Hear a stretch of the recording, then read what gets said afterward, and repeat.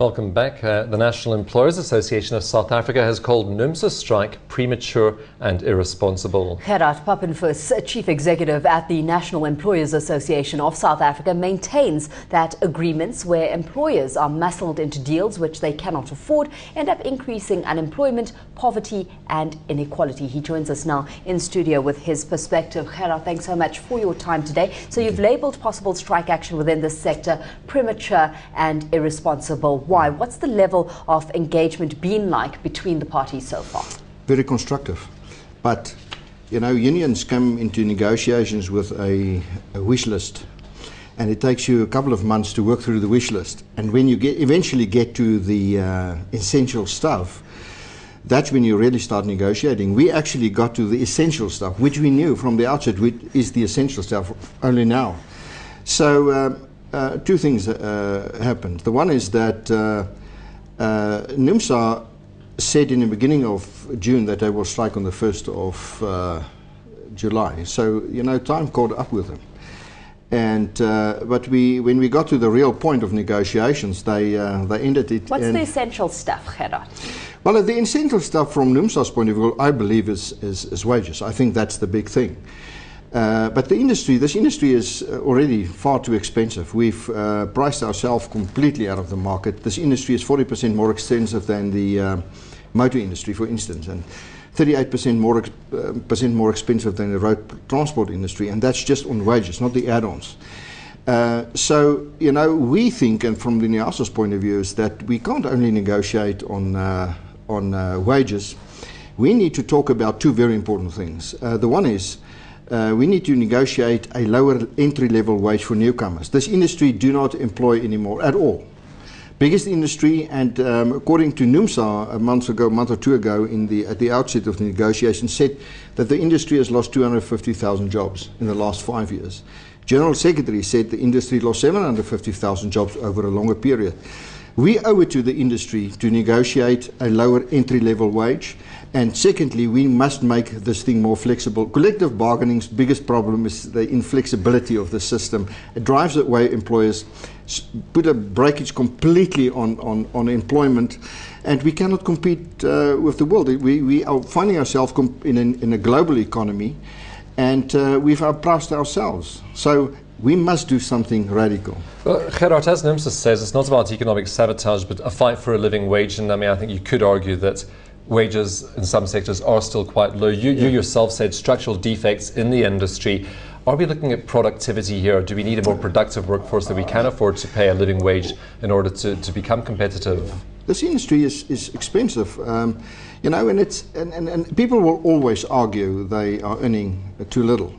But it's a matter of affordability. And the moment you make an arrangement under pressure of a strike, perhaps, that is not affordable, the impact is only becoming clear later. The sustainability of the industry. So employers can, and in strike action, actually agree on wages which they can't afford just to get the strike over, and then retrench or mechanize. This is what's happening. So, of course, you know, everybody will agree that the wages are relatively low for the lower paid employees.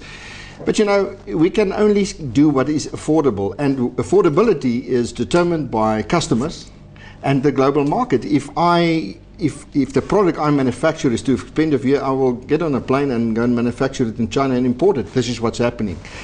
So we are limited. It's not only a matter of debating about the level of wage, but the affordability. That is the problem, and the industry is not affordable. That's why trust between the parties involved is imperative. You know, and you've highlighted that what is needed is direct, open, and robust debate to get to that common understanding, to come up with solutions. So, how do you rate the relationship as it stands right now between workers and the employer? Well, personally, my experience very good. I mean, even in the negotiations, it was very good. I think excellent. But I'm missing something where there's direct engagement and a shying away of engaging robustly. That is what's missing, because we need at some stage look each other in the eye and really talk through stuff and stay there until we find a solution. What's happening here now is a strike which is going to put pressure on employers, and I'm concerned that employers will make a deal to stop the strike. and make an unsustainable deal. Now, I'm part of these negotiations, but, you know, I'm not the only one. Gerhard, to what extent do you think AMCO's strike over the past 5 months has been a game changer and that's actually created a new era for labour relations? And perhaps, as you said, NUMSA putting the 1st of July deadline to go striking and sees AMCO successful and decides to go on strike? Well, first of all, I think NUMSA is a much more mature trade union, a much more experienced. I mean, AMCO, I think, do not think this the AMCO thing turned out as AMCO planned. I mean, I think they painted themselves into the corner. And it's portrayed now as a victory. I don't think it's necessarily a victory. I don't think that is a danger. I think, however, what we've all learned through is that we must be careful. You can go down a path where you can't return, but I don't think so.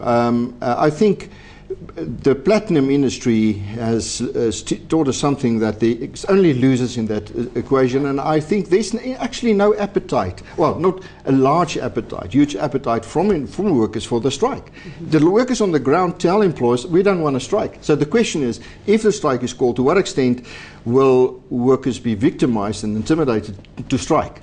That is the question. Without it, I don't think the strike can last long. Gerhard, what do you see being the next move? Because despite you not foreseeing the strike lasting very long, we've got the agenda laid out come tomorrow morning. Well, I think there's going to be events tomorrow morning. There will be thousands of workers in the streets of Joburg. And then during the course of the week, there will be bilateral meetings. And I think, you know, everybody wants this thing to be sorted out. My view is, don't sort a thing out at a price that you can't afford later. Sort it out at a sustainable level. But people will continue talking. I have no doubt about it. We will talk. Gerhard, we have to see you there. Thank you very much for coming through today. Oh, my pleasure. Thank you to you. That was Gerhard Papenfus, who's Chief Executive at NEASA.